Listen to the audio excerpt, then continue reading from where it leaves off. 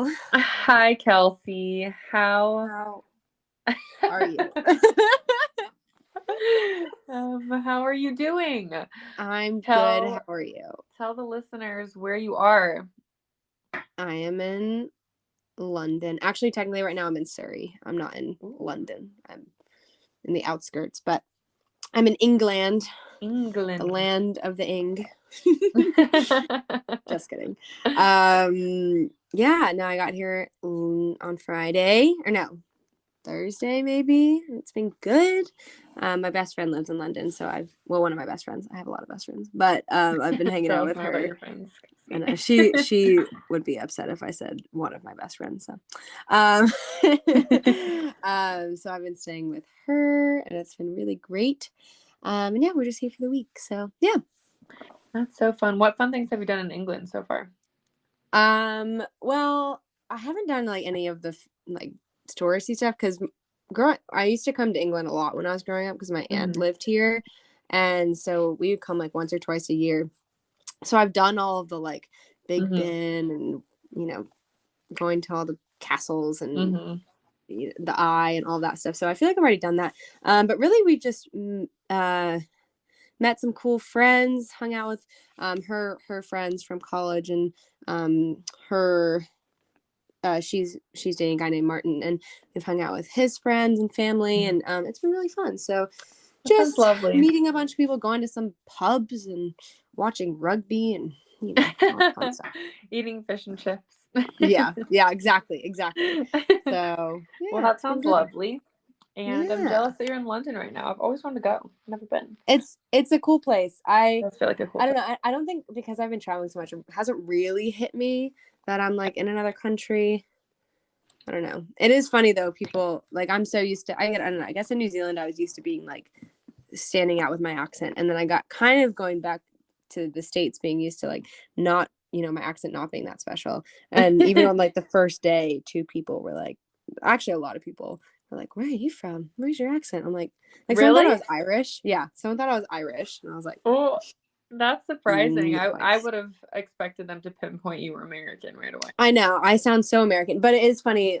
I think in the way that like Americans think that English sounds similar to Australian or Mhm. Australian sounds similar to New Zealand, people think that American accents can sound like other accents. So I I think that they see. all just kind of all the English speaking accents just meld together at this point, to be honest. So You should tell people you're from. Like, come up with someplace cool. And just be like, yep, I'm from, yeah. like, whatever. Well, I think I've said this before, but in New Zealand, um, they try to be really polite and they ask me if I'm Canadian before they ask me if I'm American. Because it's like almost an insult to be American. Is it really? That's funny. Yeah, I mean, Americans don't have the best reputation worldwide. Go Surprisingly, us. Go crazy that we would be known as being loud and annoying. us. um, but yeah, they'll be like, "Oh, are you Canadian?" I'm like, "No, that's really nice that you think that I'm kind enough to be a Canadian, but I'm an American." Because Canadians are so nice, and I'm like, I don't They think I'm are. that nice. But You are a very nice person, Kelsey. thanks, April. I appreciate that. All right, shall we jump into the topic slash question Let's for today? do it. What is our topic this week, April? Our topic is MNT and nutrition help for bigger issues, bigger medical issues. When you should be asking a healthcare professional for help and Mm, sort of thing, when you should be relying on Dr. Google. I love it. Sneak I peek, love it. never. I And know, that sort of thing. never. I get such anxiety when I'm like, I have this weird bump on my leg. What is it? And they're like, skin Oh, are cancer. you that Always person? skin cancer. I am. Well, I used to I am be. I dying. used to be. I actually, there's this really cool app that I found. It's called K Health, and it's like a Mhm. chat bot. And you can use it, and you just like, identify your symptoms, and they'll tell you what it could be. And it's actually a lot more helpful. With like them being like, hey, maybe this is a medical issue. Or they're like, I think it's probably just a rash. Like it's actually a lot more helpful. And sometimes they'll even be like, do you have anxiety? You're like, I'm having a heart attack. And they're like, I think you might just be stressed. I think you So need it's to actually, take a nap. yeah, it's a really good app if that's something that you have an issue with, because I do that. Like That's I funny. turn into a hypochondriac when I'm really like and I'm really anxious or stressed. So if that's an issue for you, I would suggest checking out that app because it's helpful. Good suggestion. Yeah. Okay. So shall we jump into the questions for us? Yes. Do you Okay. want me to read first? You can answer first. Yes, that would be great. Okay. First question of the week is, I am vegan and struggle to eat a lot of iron. Could I be anemic? Good question. So I would say just because you're vegan doesn't mean you're anemic. Mhm. I would say if you find that you are really fatigued, if you're losing hair, you're feeling pale, like your skin's really dry, your nails are really brittle. If you're finding that you're not, you know, feeling your best, or even like, I guess looking your best, but really it's the fact that like you're just not feeling as strong and, I guess strong is the word, as you usually are. I would suggest going to a doctor and getting it checked out. Dietitians cannot diagnose anemia. Anemia can only be diagnosed by looking at your red blood cell count. Yeah. So going in and getting that checked with a doctor, getting blood work done is the only way to diagnose it. So just because you're like, I'm vegan and I'm tired, it doesn't mean that you're anemic. I would say if you're Mhm. finding that that's a common struggle for you, get it checked out. With that, you can eat higher iron plant-based foods. However, if you are diagnosed with anemia, that is when you'll be prescribed an iron supplement. You can't usually treat anemia with just food. You can prevent anemia with food, with high iron foods. And that's why often vegans and vegetarians can be diagnosed with anemia. It's because they didn't eat the higher iron foods to prevent it. Mhm. But to prevent it, you can eat some higher iron foods such as leafy greens. Legumes are going to be really great for iron. Nuts have really great iron. Seeds.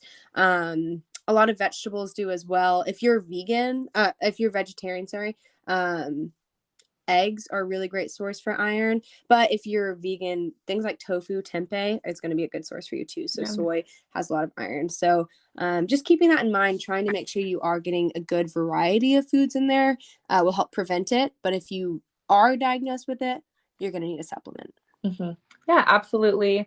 I love everything you said. I agree with it. Just if you do decide to become, vegan or vegetarian, it just, especially veganism, does take a little bit more strategy Mm-hmm. than it does if you are an omnivore.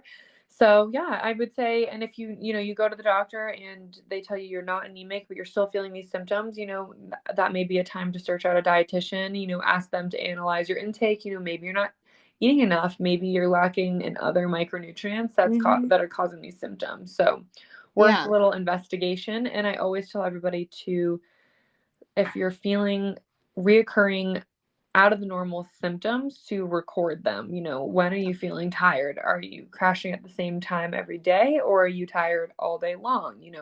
When do you feel pale? When does your, all those things that you mentioned, and then food tracking as well. So you can start to look for patterns and see if there are patterns, that sort of thing. So great, Definitely.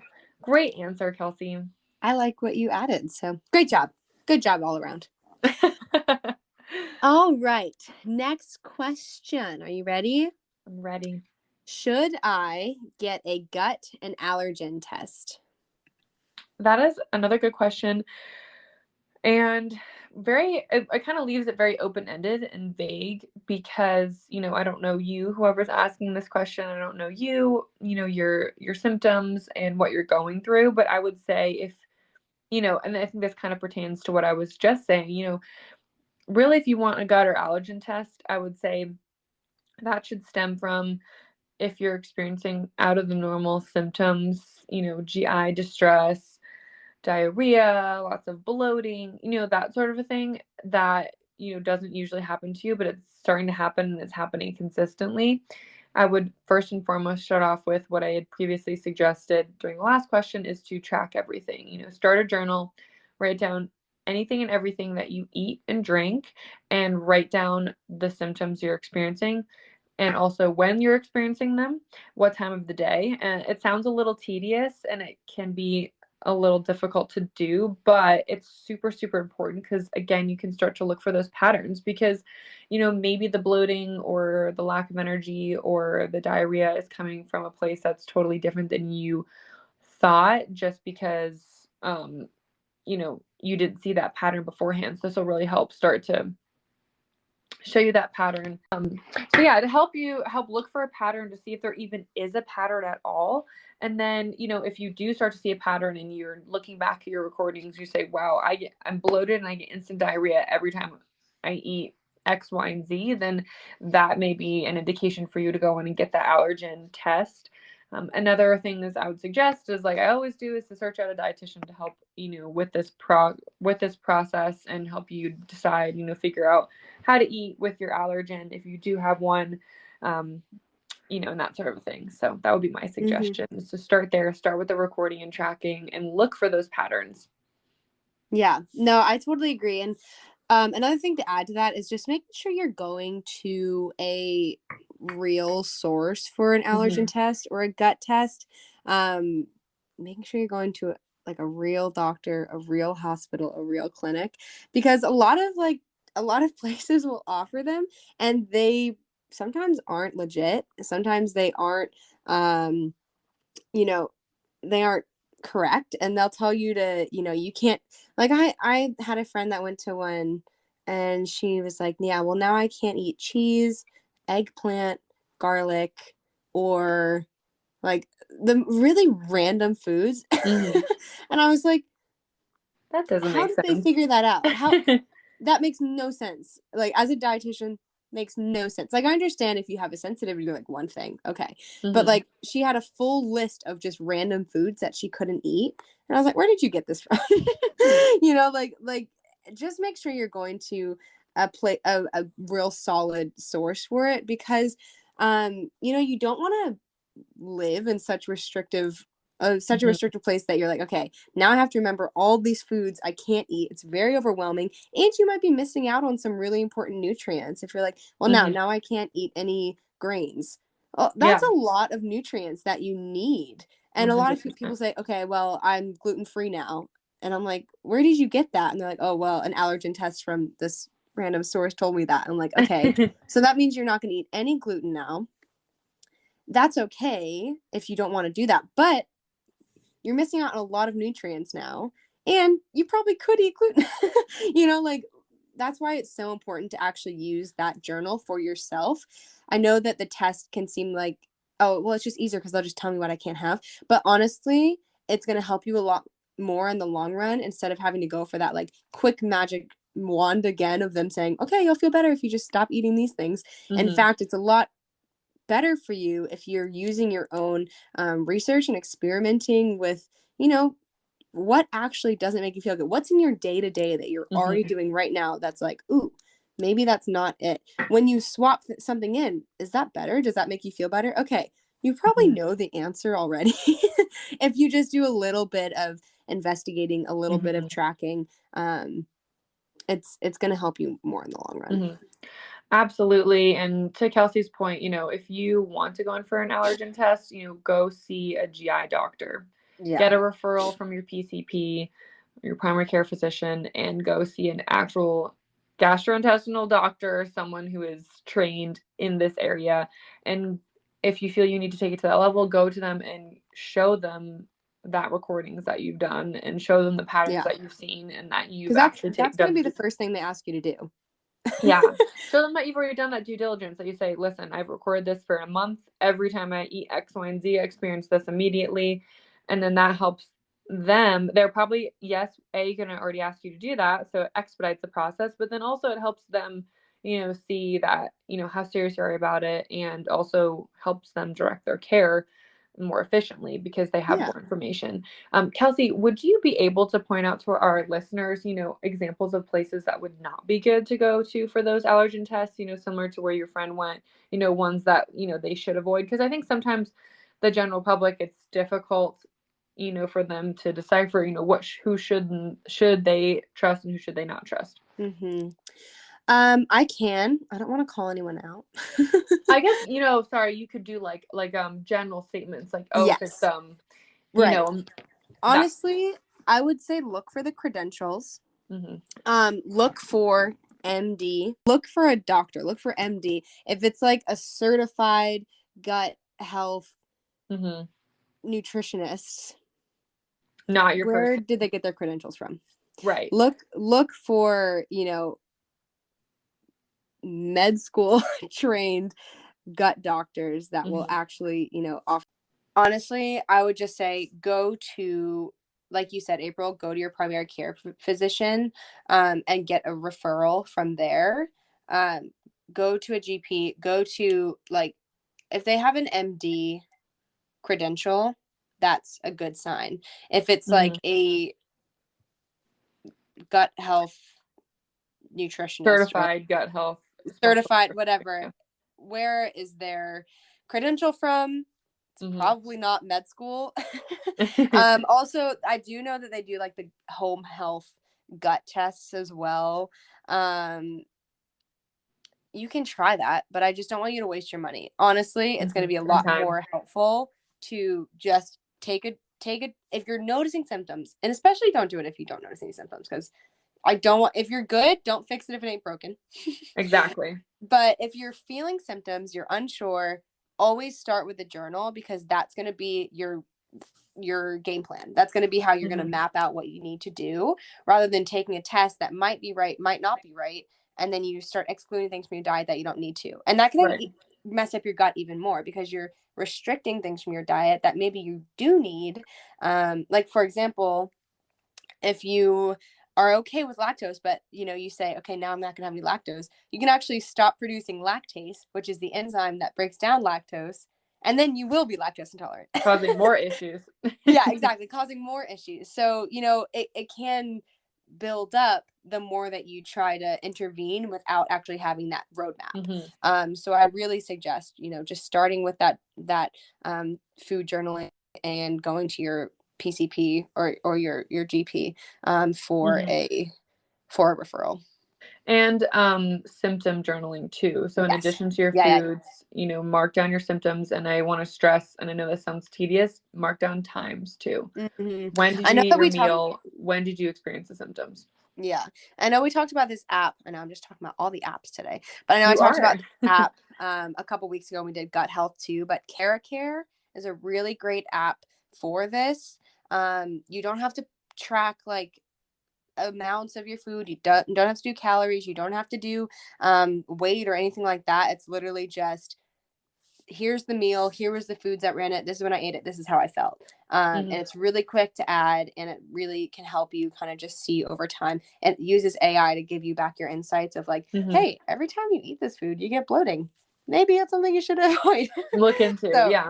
it'll tell you exactly, I like, love you that. don't have to do the math for yourself. Mhm. It'll say, hey, every time you eat this you have this. I like that. So That's a good idea. I can make yeah, things easier too. yeah, so I I also do really want to suggest using that app. I do want to point out, just because you're experiencing bloating doesn't necessarily mean you have a food allergy. It could be you Hmm. just really need to work on your fiber intake and, work on your bowel movements. I don't know who Yeah, likes talking about that, but that could be an issue too. So, yeah, don't jump to the extreme necessarily, but yeah. yeah, And exactly. don't forget too, like, it's not always just food. Like, there's so many other factors in your life. You might just be really stressed. I get bloated when I'm stressed. You Hmm. might be on your Yeah. period. That happens too. You might Hmm. be dehydrated. You might be traveling. You might have, there's so many other things that can factor in as well. So,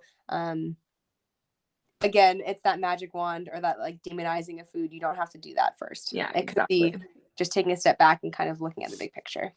And to Kelsey's point about outside factors affecting it, maybe while you're recording, in addition to recording the food, the timing, and what your symptoms are, maybe possibly record, what's going on in your life at that time. Hmm. Was this day super stressful, not very stressful at all? Was I just, was it a Saturday? Was it just hanging around the house? Or was it like Yeah. my busiest day at work ever, or the kids were driving you crazy, Yeah. whatever it is, that could also be really helpful too, because you may also see a pattern in that regard. And you may say, oh, wow, every single day that I've had a stressful day, I feel more bloated. So then it's more related to stress than it is to food. And then you can start working on managing stress symptoms instead of having to unnecessarily reduce or get rid of certain foods.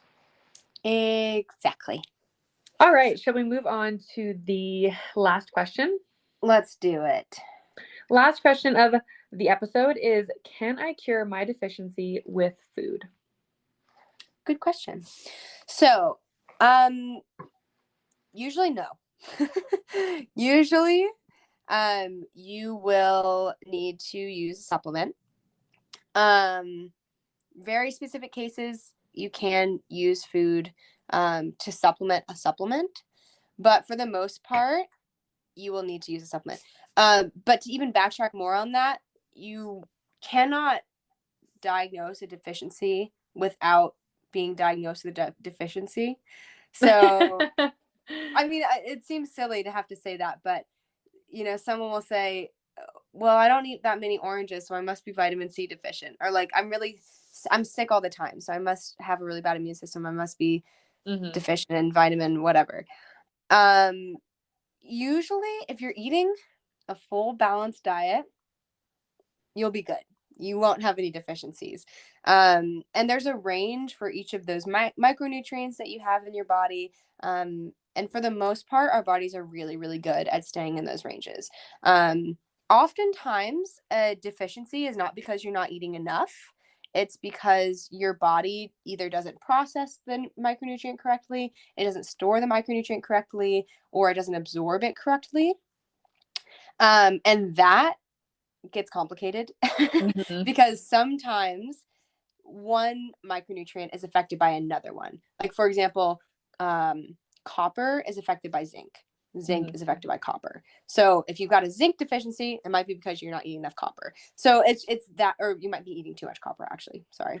But it's because of that relationship there, it gets really complicated. And that's just an example. There's a lot of different micronutrients like this. Vitamin B or vitamin D and calcium, vitamin C and vitamin E. Like, there's a lot of different vitamins that work together like this. And that's why it's so, so important for us to get a full balanced diet. Also, why a multivitamin doesn't hurt. If you want to take a multivitamin, I think that's okay.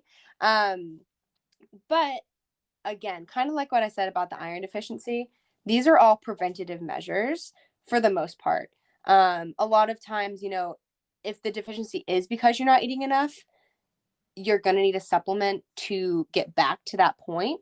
You usually can't do it with just food. However, sometimes it is like, it's a really specific case, but like with a calcium deficiency backtrack.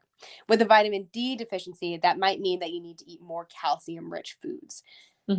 That is why it's really important to talk to a dietitian or a doctor, because you might not know that. And a lot of people probably don't. So, talking to someone like a dietitian that does know this, to know, okay, I can maybe fix my vitamin D deficiency by eating more dairy. Seems kind of weird, but that could be it too. So keeping that in mind, but usually you want to talk to a dietitian, you want to talk to a doctor, you want to get diagnosed with that deficiency, and from there we can come up with a game plan. It might be a supplement, it might be, adding more food of a food group, it might be adding a specific food, but that's, I would say first start with seeking out help, because again, you're going to need that roadmap to know where to go. Everything you said, just you hit the nail on the head. I don't really have too much to add except to just stress that, what Kelsey said. I think in regards to nutrients, micronutrients, supplementation, a lot of the world doesn't know that they are affected by each other, and a lot of them go hand in hand with another micronutrient. And that's just another example of why it's important to work with a dietitian, not, a health coach, wellness coach, nutritionist, anything like that. Nutrition is actually a lot more complicated than I think most of our world imagines or knows or understands. So yeah, if you are concerned, like Kelsey said, see your doctor and then sign up with a dietitian so you're kind of covering all of your bases. And yeah, again, I think, another example, a suggestion I would have too is, also to track if you are experiencing symptoms or you are feeling, like you aren't eating enough of something. The first thing your dietitian is going to ask you to do is track your food, then Yeah. do food log so they can analyze what you're getting in. So Yeah. might as well start doing it now. Exactly. And something to just to add to that is don't overcomplicate it. Like if you're feeling good, if it ain't, like I said, if it ain't broke, don't fix Don't it. fix it. If you're eating a whole balanced diet, you're gonna get it. You're gonna be fine. You will know if you have a micronutrient deficiency because like I said, one micronutrient can affect 10 other micronutrients, and that's when things will start going wrong. But you'll know. And your doctor will know. Like if you are saying, hey, this feels really weird, or this seems weird, or I've got this weird rash, which can occur from a micronutrient deficiency, that's when you should go seek out help. If you think that that's a possibility. But your doctor will know. You'll get blood work done and they'll know immediately, hey, this micronutrient's really low, because there's ranges for each of them. Absolutely. So that also means you don't need to go around taking supplements willy-nilly. Again, if you're taking a zinc supplement because you think that it's going to be good for your immune system, you might be messing up your copper or you might be messing up a lot of other things too. So I don't recommend taking supplements if you don't really need them. Usually the ones you get from the store aren't going to like really screw you up, but you don't want to just be like pounding all these random supplements that you don't really know what it affects, what's going where and where. 100%. Just being really careful with those and making sure you're talking to your doctor before taking any of them, even a multivitamin. Honestly, like I think that it's helpful to have one if you want to get help hitting your mark. But again, I don't take one. Not necessary. No, it's not necessary because I know that I eat balanced plates. I know I get a lot of fruits and vegetables in. I'm pretty good on my macronutrients. Well said. Well, thank you so much, everybody, for tuning in to our episode today. We're so happy that you joined us.